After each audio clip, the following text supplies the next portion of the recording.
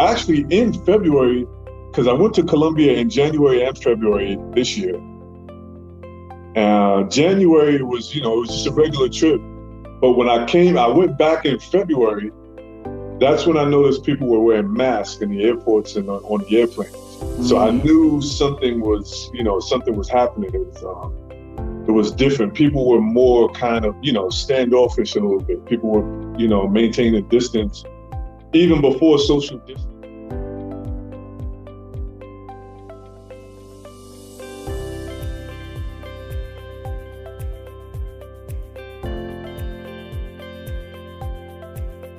Hey, welcome to Travel Tuesday Happy Hour, where we interview dope people from dope places from around the world. Today, I want to introduce you to an awesome gentleman. Sir, can you tell us who you are, what you do, and where you're from? What up, everybody? My name is Akeem Tolson. I am here representing Live Be Do, Live Be Do on Instagram. Thanks for this opportunity. Thank you for allowing me to speak on your platform. Definitely thankful for that. So Live Be Do, what is Live Be Do? Live Be Do. Live Be Do is something that came, I'm self-employed. So I have a home improvement business. Okay. And I used to work till I burnt out. So, when you set goals for yourself and you keep saying, well, once I reach this goal, I'll go here, or I'll do this for myself. I'll reward myself with a vacation, or I'll take a break once I reach this goal. It got to the point where I had completed all the goals. I was knocking all the goals down, the personal goals or the financial goals, the business goals, but I wasn't really taking care of myself. I wasn't looking out for myself. So I got to the point where I was like, am I really living? Or am I just existing? And that's where Live Be Do came in. It became a mission for me to intentionally schedule time for myself. And for self-employed people, that can be a challenge. So that's how Live Be Do got started. And then I started traveling. I wasn't a good flyer, surprisingly. So I would schedule flights to Puerto Rico like every couple of months just to get acclimated to flying. And so Puerto Rico became my mental health space. It's a space where I take mental health breaks. Nice. I've been to Haiti. I went to Haiti once. That was like one of my first trips. So you're getting ahead of me. You're getting ahead of me. Let me get you there. Let me get you there. Okay. Let me get you. So, okay. So you speak about Haiti being your first trips, but like, what really? Because you speak of Live Be Do, and needing to balance life out, right? But in the midst of this, what triggered you to say, you know what, I need to travel in order to create that work-life balance? Well, I've always been an explorer or adventurer type. So I would always take a road trip. When I was in the military, when I was younger, like I was known for just spontaneously just hopping on the highway or just going somewhere, just doing something. So as I got older, destinations started to appeal to me that were further away. I started taking cruises. And then cruise, you're only there for, you're only on an island for like a couple of hours. So you want to do more. You want to meet people. And so that's how I kind of got into traveling, just my imagination. And plus I'm just I just have this crazy imagination. But my fear of flying is what kept me from traveling sooner. So you were in the military, they didn't have you going overseas, or you weren't like deployed at all? I was in the Navy. So I did 3 years. My ship wasn't even commissioned. It wasn't even built when I got out of boot camp. Okay. My ship wasn't commissioned until it wasn't commissioned until like my last couple of months in the Navy, and I didn't Oh, re-enlist. wow. So wow. I so would say you lucky. lucked out. Yeah, I you got lucked lucky. out. Yeah, I got lucky. I mean, So, I had a couple of flights. I took a couple of flights while I was in the Navy, but I still didn't enjoy it. You know, I didn't enjoy it. so do you remember the first like real trip that you took? And like, where was it? The first real trip. It was probably, does Freaknik count? Nah. Which country? I mean, that's a road trip. Road trips count, right? Okay, So you're talking about international. no, International. I mean, the first time you were able to leave a place of stationary, right? To just say, I need to get out to get a peace of mind to enjoy myself, right? Because I think one of the things is that people mistaken you going on a trip or traveling as having to get on a plane, right? Right. So right. you mentioned you road tripped a lot. So like Freaknik, let's hear this story. Okay, Freaknik was one of those spontaneous. I'm from the Bronx, born and raised in the Bronx. Okay. I joined the Navy in '94, and that's when I was exposed to a lot of things that happened in the South. I wasn't privy to Freaknik or anything like that. So I met up with some guys from Georgia, from the South, from Atlanta, and this was '95.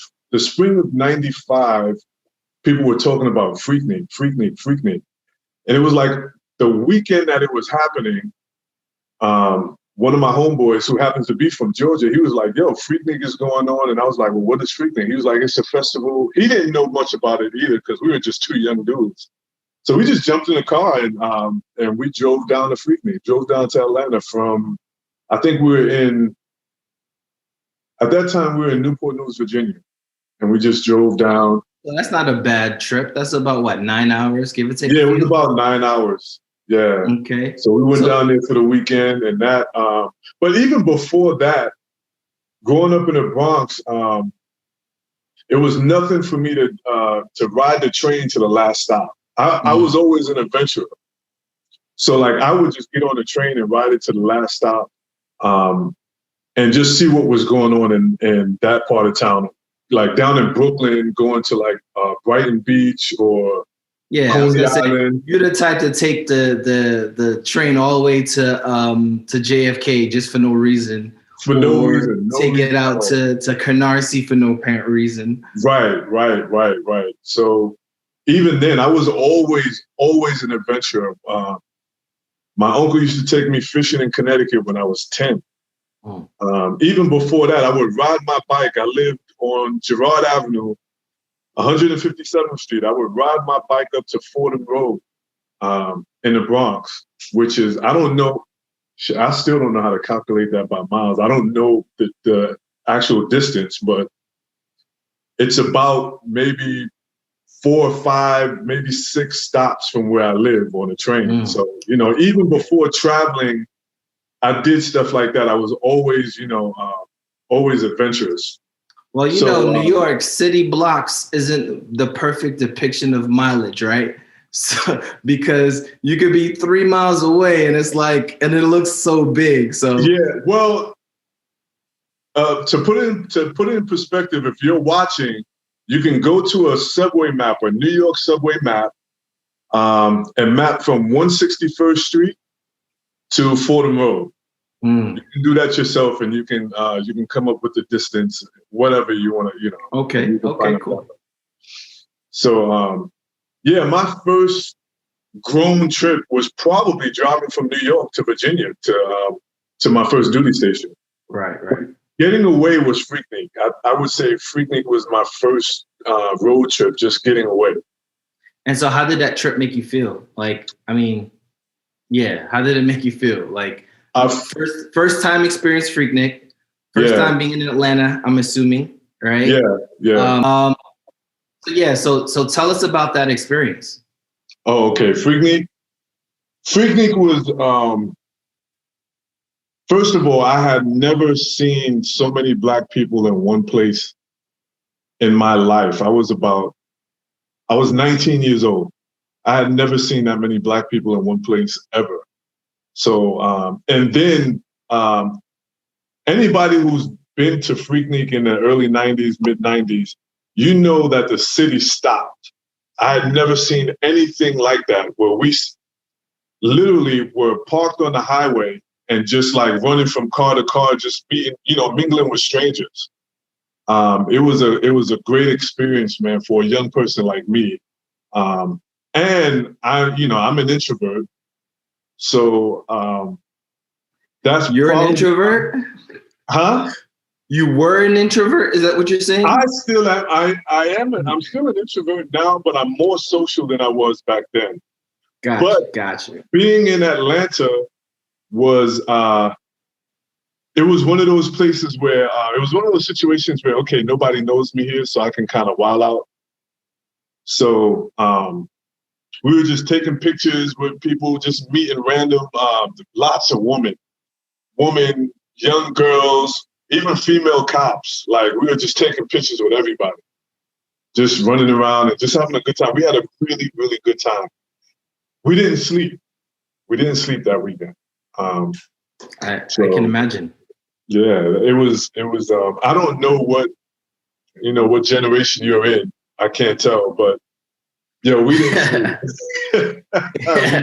I can only imagine. So from that, what keeps you traveling? Like, what says to you that, like, I need to just keep seeing more of the world? All right. So initially, it was beaches. It was things to kind of keep me calm or things to help me relax. Now I am not a vacation traveler. So I travel to see things, to meet people. And my mission now is more centered around exploring Black communities in different countries. That's pretty much where I am now. What's been the most surprising for you so far? The most surprising? Yeah. Finding Black people in Latin America is probably the most surprising thing. It's the shock of my life.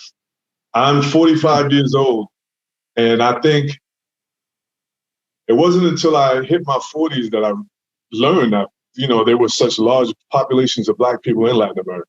First of all, I didn't learn that in school. I didn't learn that anywhere. So that's been the shock of my life. So that's why I spend a lot of time in Latin American countries. I spend a lot of time in Puerto Rico. It's not just the beaches, but it's exploring Black culture. Because we've all been in a place where, well, if you're born in the US, a lot of people, and I've had lots of conversations with different people, and the question always comes up, who were we before slavery? What did we do? What type of culture, what religion, what did we eat? What languages did we speak? And in Latin America and a lot of Latin American countries, those questions can be answered because a lot of those places have held on to their African culture or their, whatever they brought from Africa. Some of them even still have some of the languages. When you go down into Colombia and into different parts of South America and Cuba and places like that. So that was a real shock to me. That surprised me. And that's like, for lack of a better comparison, it's like Christmas. For me, it's just like Christmas because it gives me, so I get so much from it. So yeah, that's one of my, your driving factors? One of my driving forces right now for travel.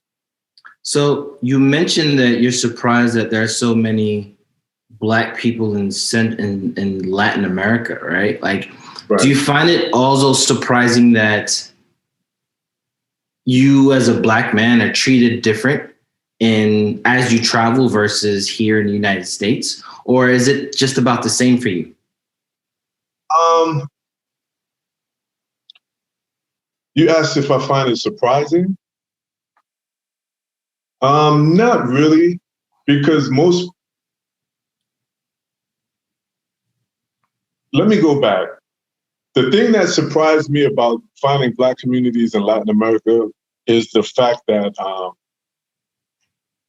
in Latin American media, Black people aren't present. So let me say that. Let me say that part.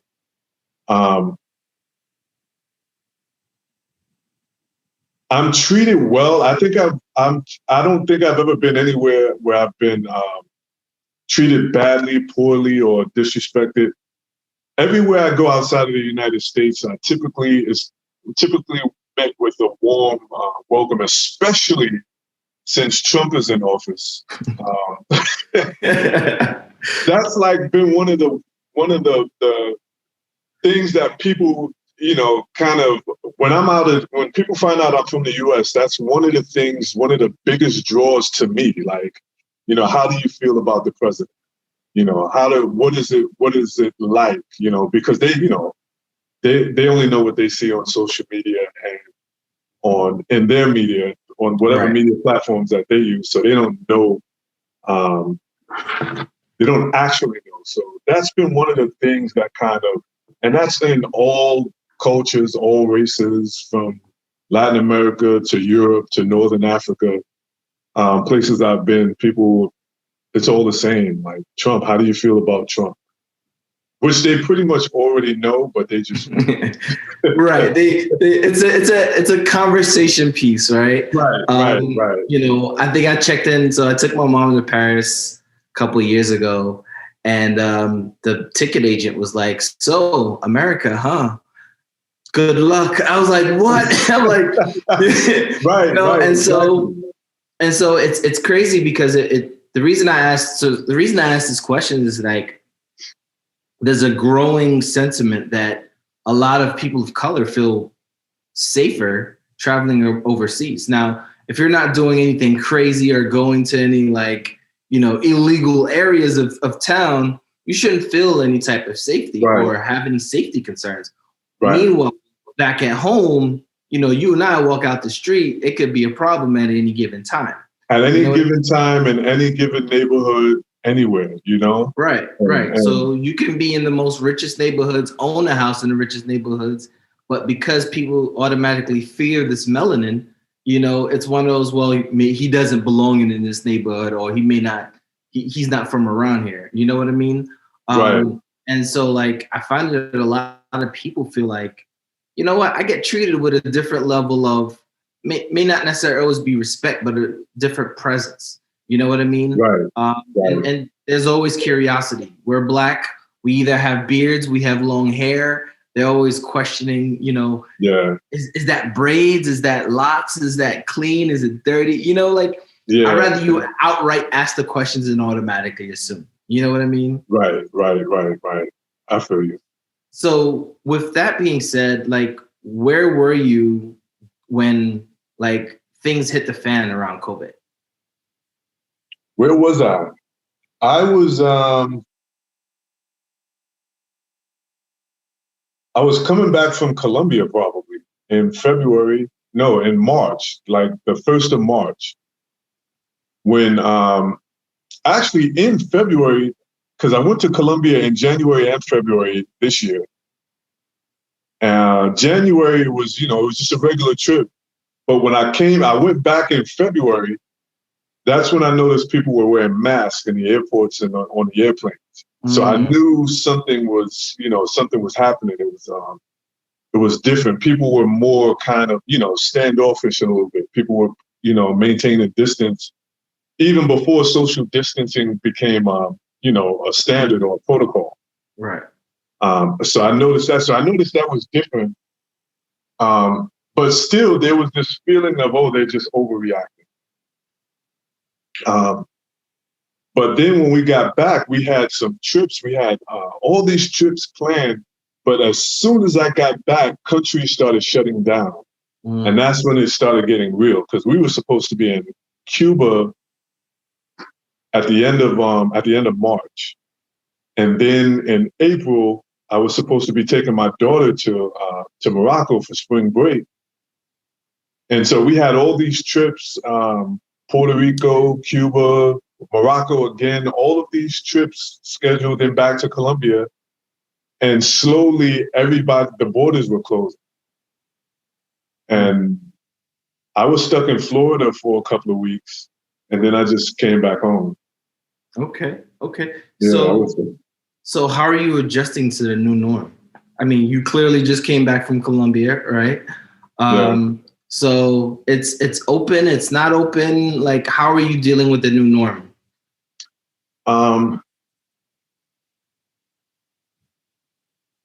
Just, well, I'll go back to this again. I'm still an introvert. I'm a social introvert, but I'm still an introvert.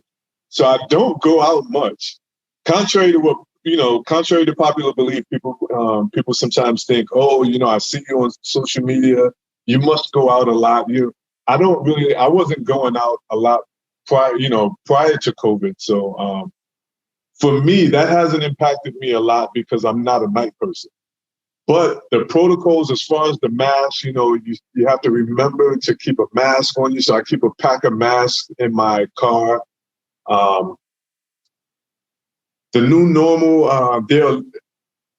there's less traffic, I guess. I'll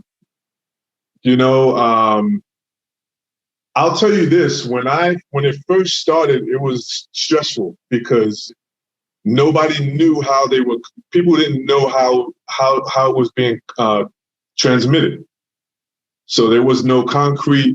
Every other day it changed. So I remember being in Florida, and every time we left the house, we would come back in, take off all our clothes and throw them in the washing machine, then take a shower. This was every time we left the house, and we only left the house like maybe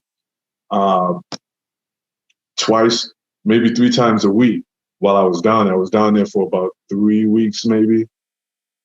So that was nerve-wracking, and then everything was shutting down and not knowing if it was safe to even drive back, because I have a house here in Virginia, but I was stuck, I was dating someone in Florida, so I was stuck at her house.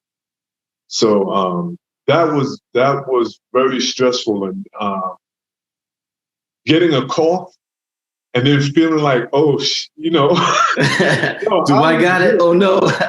Yeah, I legit. I had to call a doctor and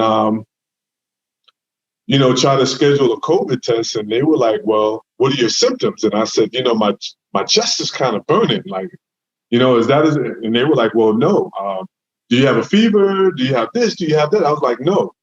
Aren't you going to check me?" And they were like, "Well, there are places where you can get tested, but if you don't have these symptoms, the recommendation was, if you don't have the symptoms, chances are you don't have it.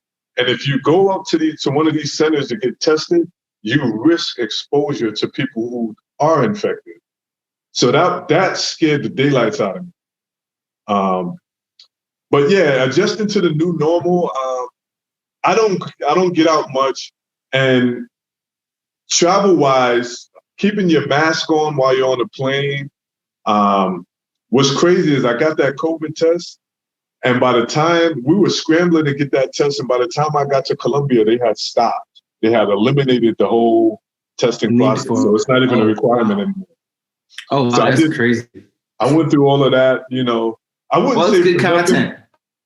Yeah, it was a lot of people appreciated just being able to watch the video. So, that it was informative. Yeah, I will say I was less afraid of taking the test after watching you, because I was like, all right, he's a big burly dude. If he can stand it, I can stand it. And so I was like, all right, let me go take this test. But I did tell my lady it hurt like crack, because she came right after me. I was like, that joint hurt. She was like, oh, really?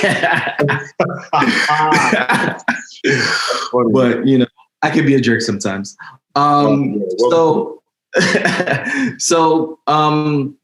What would you say would be some of your tips as far as travel tips in the new norm of COVID to like getting ready to travel? Getting ready for travel.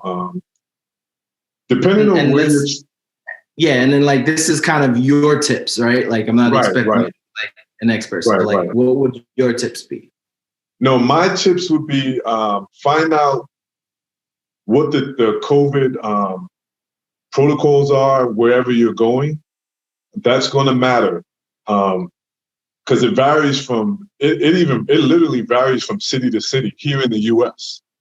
You know, so I would find that's where I would start. Find out what those protocols are because depending on what they are, you may have to quarantine. Because even now things are starting to shut down again, so you may have to quarantine. You may not. They may require a test. So find out all of that stuff first. Then I would say,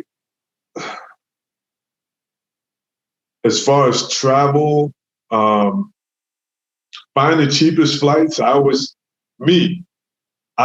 book cheap flights. I just booked the Spirit flight. I'm a backpacker, carry-on type, so you know you may or may not be, but I don't mind a cheap flight. I don't mind one either.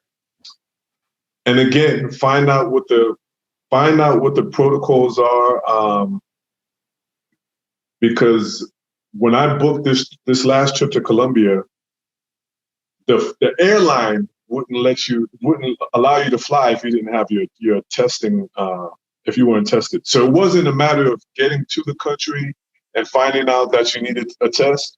You would have paid for a flight and wouldn't have even been able to get on a plane if you didn't have that test. So I think my biggest thing would be prepare. Find out what the protocols are where you're going.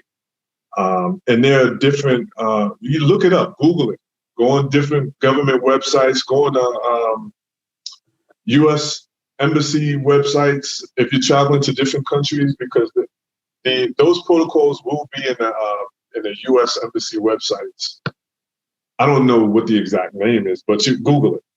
I got you. Find out what those protocols are, because I would hate for you to prepare, get all packed up, book a flight, book hotels, book rentals, book excursions, and not even be able to get on the flight. You know. Right. So right now, what would you say would be your top 5 places that you visited? My top 5 easily. And it doesn't have to be in any order. Top 5. Colombia, Puerto Rico. Definitely the top place. I don't know if we're here yet, but Haiti was the top place. Nice. Haiti changed me. That trip to Haiti changed me. Let's talk about that. How did it change you? I came home and I stopped watching TV. I gave away my clothes. And the reason is, when I got to Haiti, I had such low expectations or no expectations, but it was so beautiful. It was more beautiful than any place I had ever seen, or just the landscape. Say that again for the people in the back. For the people in the back, it's the most beautiful. It's one of the most beautiful places I've ever seen. And I'm not even talking about the beaches. I'm not even the beaches. Just the mountains, just looking off. I was in Cap Haitian in the northern part, and just looking at the mountains, it was unbelievably beautiful, like breathtakingly beautiful. I rode mopeds up to the Citadel, and from the top of the Citadel, it's literally. This is the first time I ever used the word breathtaking. Was in Haiti. That was the first time. It was so impactful that I cried when it was time to go home. I thought I had more time, but I don't know if, well, you're Haitian, like the traffic is to the airport. And we weren't even that far from the airport. But I had gotten so used to riding on mopeds where we could weave in and out of the traffic. I didn't think about it. But from the resort, we had to take a shuttle. So they were like, well, you have time, but we need to leave extra early to make, for the traffic. And I just cried. I said my goodbyes. You know, because you're sitting there and you're thinking, okay, I got like 2 or 3 more hours to get through and say my goodbyes to everybody, have another drink, eat another meal, but I didn't have that time. Like that time was taken. So that was a shock for me. So what triggered the life changes? What triggered the life changes? The life changes came from meeting people. First of all, I can only speak from this part of Haiti. I've never been to the capital. I've never been to any other part. But you can eat almost everything that grows in Haiti. Like there's so much. And I was telling one of the young guys was telling me how bad he wanted to be, you know, he wanted to come to America, and he was looking at like how he was talking about how well he thought we had it. And I said, you know, I would give anything to, you know, I have lots of trees in my neighborhood, but none of the trees in my neighborhood bear any fruit. I can't eat off of anything in my neighborhood. Everywhere you turn, something is growing around. And, you know, I mean, literally, we were coming back from the Citadel and we were behind a lady. We were on our moped and a lady in a car, she pulled over on the side of the road. I know she didn't own anything over there. She got a basket out of the car and just walked into a field and started picking stuff. Like bananas growing, like literally wild. Like it was unbelievable. Unbelievable. And I'm telling the guy, I said, listen, I pay taxes on what I make. I pay taxes on what I spend. I have to insure everything, my car, health, life insurance. You know, it looks good, but it requires a lot of work. A lot of work, a lot of energy. So my quality of life is like, you know, it's like a compromise. It's like I'm sacrificing my quality of life here because it looks good, but I'm not really living, you know, not on that level, you know, and that's just, you know, an exchange that I had with him. And I said, you don't want this life. Like, you don't, you know, he was telling me, yeah, I pay $700 a year to live in my apartment. That's what, you know, I'm like, yo, I wish. I think it was the first place I had ever been where I didn't have to worry about money. I had enough money literally in my pocket. I didn't have to use a credit card. I didn't have to change any money, you know, keep going back and changing money. So there was a freedom there. There was a freedom that took me back to when I was a kid, when I could ride my bike. And like you can see, I'm not a glamour guy. I don't get up and take, you know, thirst trap pictures or anything like that. I don't mind getting dirty. Right. So we're on the, like, I still have my Yankee ball cap upstairs with Haitian dirt on it. We were getting dirty, and there was a freedom in that. There was a freedom in that. There was an appreciation for that. Because for the first time in a long time, I didn't have to worry about, I didn't have to worry about anything. And it's funny because when I got off the plane and I landed, I looked and I saw people riding on mopeds, and I was like, that could never be me. By the end of the trip, that's all I wanted to do was ride on the back of there were people riding 4 and 5 deep on a moped, not a motorcycle, a moped. Yeah. So we were 3 deep on a moped. It was a guy in front of me. He was the driver. Then it was me. And then behind me was a guy I met in a Facebook group he spoke 3 languages. So he was able to translate for me. And, you know, he was like a guide for me. So nice. It was an incredible trip. It was an incredible trip. People didn't speak English. So and it wasn't touristy. So like when we got around in the city, I blended in kind of well, and people weren't trying to sell me anything. It was just fun. The best food I've ever had. The best food I've ever had. Hands down, wherever we ate, the food was always delicious. Even at the resort, I was shocked. Even at the resort, the food was delicious. Yeah. They take pride in the way they cook their food, because the last thing you want to say is such and such don't know how to cook. That's like an insult. That's that's insult to that individual and the rest of their hierarchy in their heritage. Yeah. So, so amazingly, Haiti, of course, great place. Where else would you say would be, let's say, top 3 at this point? Top 3, definitely Puerto Rico. Puerto Rico has a special place in my heart. I grew up in the Bronx. I have lots of Puerto Rican friends. I grew up side by side with Puerto Ricans. I didn't know it was so African until I got older. And that just made me love it even more. Aside from the fact that it's a beautiful place. Right. Definitely Colombia, and I would say Morocco. Colombia is one of those places. First of all, Haiti is the place. Haiti is a place where I think every Black American needs to visit once in their life. You need to go and get a history lesson. First of all, I will say that about Haiti. Now, going back to Colombia, Colombia is a hidden jewel because there's so much African culture in Colombia, especially on the Pacific coast. Cartagena is fun. Did you know Colombia and Haiti has a connection? Yes. There's a statue of, I want to say, Pétion? Yes. In Cali, Colombia, there's a statue. There's a statue of him, and it tells the story of his of the Haitian assistance in their revolution.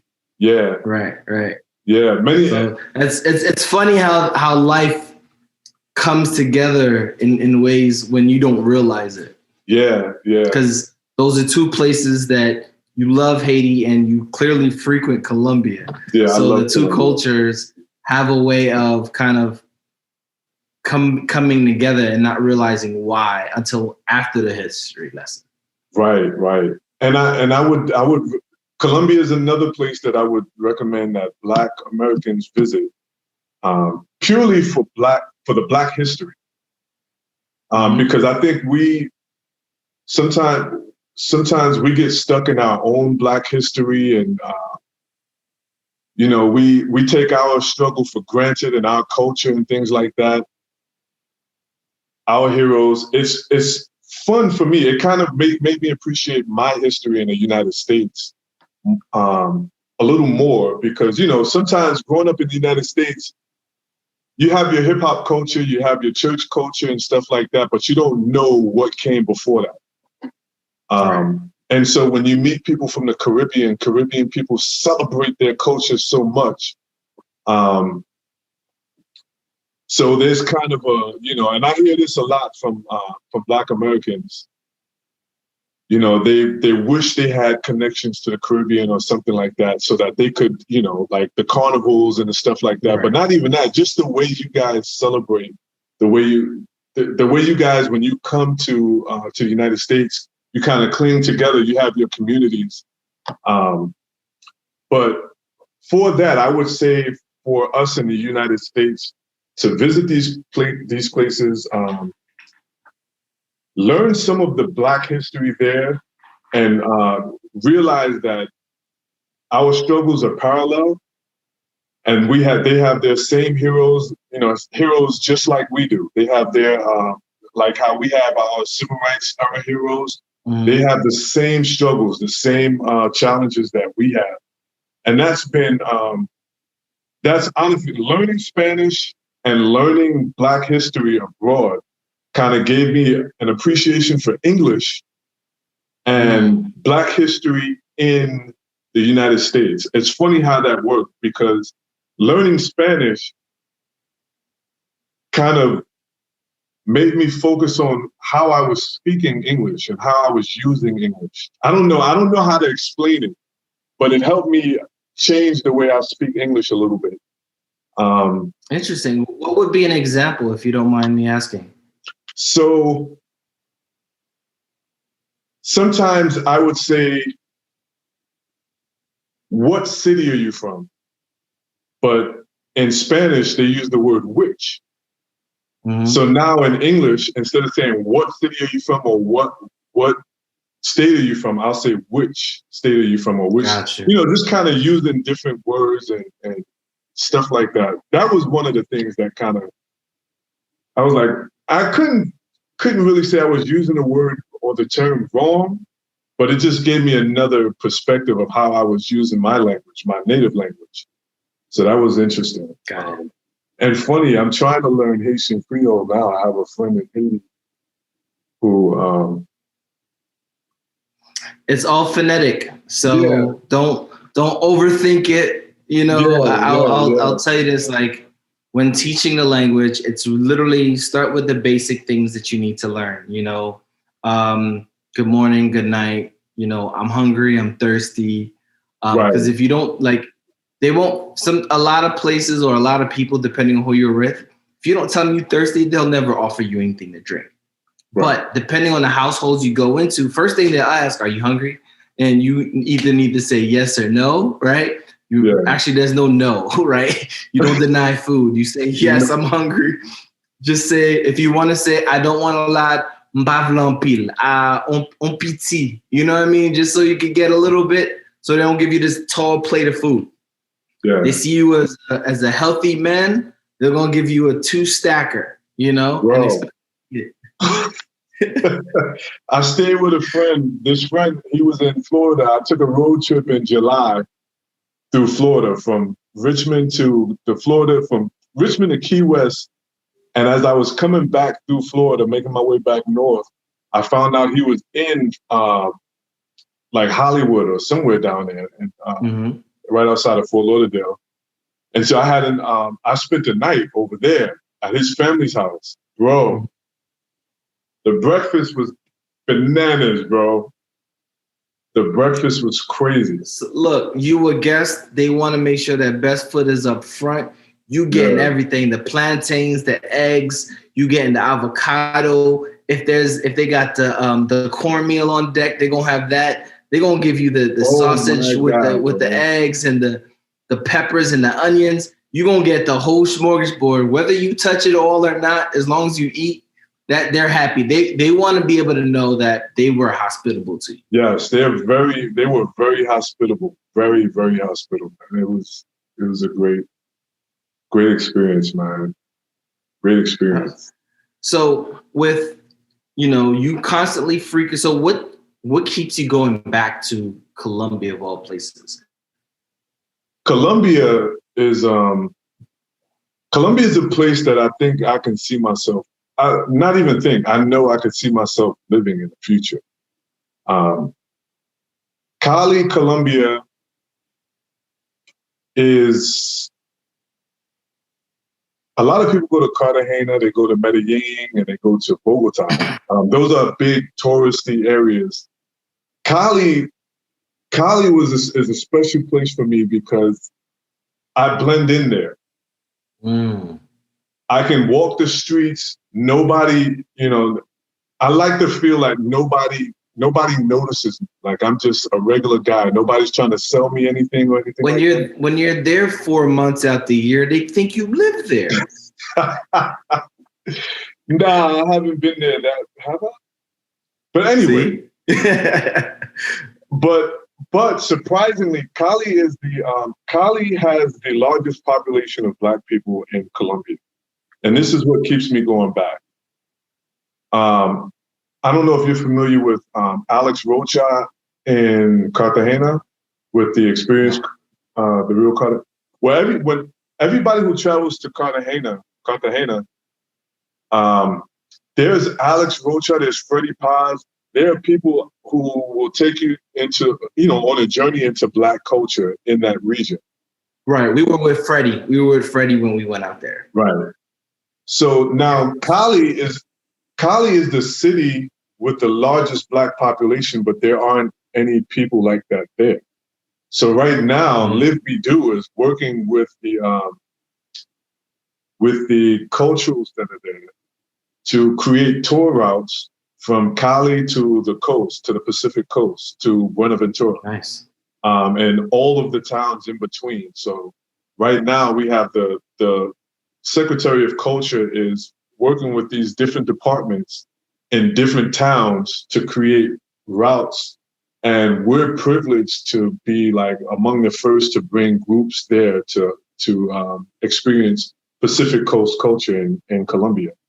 So that's what's keeping me going back now. Like I'll be there for about a month, from February to March, at least a month, maybe longer. Mm-hmm. Helping, assisting. My role is really small, assisting with just testing tour routes, mm-hmm. so that they'll know, testing and giving them feedback. Alex Rocha is also participating, and we're trying to plan workshops so that they can hire people in Cali and teach them how to give tours. So this is going to be a great, definitely a huge undertaking for them, because they're talking about taking people and putting them into classes to teach them history, Black history, mm-hmm. to do these tour routes. So I'm ecstatic right now. That's like my main thing right now in college. So I guess my question to you is, for a person that like the off the beaten path, right? Right. This brings more tourism, right? So right. Now, will that have an impact on what Cali looks and feel like over time? And it looks and feel less of a beaten path type of destination? I mean, you don't want to stunt the city's growth, right? I'm not saying that, but it's like right now everybody's going to Tulum, right? Like everybody and their mom's going to Tulum. So at some point or another, Tulum's going to become the next Miami, right? Is there Cali a concern? Doesn't have any beaches. Well, there you go. Cali doesn't have any beaches, and this is purely cultural tourism. Purely. Okay, gotcha. And this is for. This is dual. This has kind of a dual purpose. For one thing, Black culture is not on the forefront. When you enter Cali as a tourist, you get the Spanish history, you get the history of monuments and things like that, but you don't get the history of, you don't get any of the Black culture in the tours. So that's pretty much what we're promoting. We're not promoting turn up and stuff like that. Gotcha. So that's one part of it, and the second part of it is bringing tourist dollars into Black communities. That's a significant part of it, to put the culture on display, but also to bring revenue into those communities. Because just like anywhere else, anywhere else you find in the United States or any other country where there's a Black population outside of Africa, the Black communities are underserved. So they don't get, and there's a rich history, rich culture. We're literally creating routes from scratch. We're bringing artisans together. We're bringing musicians together to do presentations. We're bringing teachers, instructors together, like to create presentations for tourists, for Black tourists in particular, but anybody who wants to learn about Black history and culture in that region. So it's not just for turn up. I mean, Cali is the salsa capital of the world. So they already have that on lock. So if you want to turn up and, you've got that portion, but this is more for, this is more purposeful. This type of tourism, not just turning up. Yeah. So like last season I had, Sandra from Tour More. She does curated trips that focus on the Afro-Latino aspect, historical Afro-Latino aspect of each country that they visit. So the goal is for her is like always finding the African roots of each of the Latin American countries, which is kind of dope to compare to what you're doing. So like, that's kind of cool that you're doing that as well. I guess that leads me into what do you got coming up, and where can people find out about it? Well, you can find us on website is coming soon. You can find us at Live Be Do on Instagram and on Facebook. And my name is Akeem Tolson. You can find me on Facebook. And that's pretty much it. What's coming up, if you follow those platforms, you'll see everything that we have coming up. We're curating trips for the Latin American, Afro-Latin tours as well. So in Cali, we have something coming up in August. We have something coming up in Cartagena, Labor Day weekend. We also have a masquerade in Puerto Rico in October and a trip to Morocco for Thanksgiving. And all of this is in 2021. So we've got a lot coming up, and look for us to be doing a lot more in Cali. There'll be a lot of opportunities to visit Cali, off the beaten path, of course. Just hit us up at Live Be Do on Instagram and Facebook. Awesome. Amazing. Well, I really want to thank you for doing this. Like I said, I've seen what you've been doing, and it really inspires a different type of travel, right? Yeah. And I want people to be able to enjoy travel. What did you say? You don't travel with vacation, you travel to... You said you don't travel as a vacationer anymore, right? You travel to experience. No. I travel to explore and experience. And one of my motto is, if your friends don't travel, find new ones. Exactly. That's why I'm finding new friends through these interviews. So I really appreciate you doing this. And this was definitely a dope conversation. So yeah, I appreciate you having me, man. I really appreciate you extending the invitation.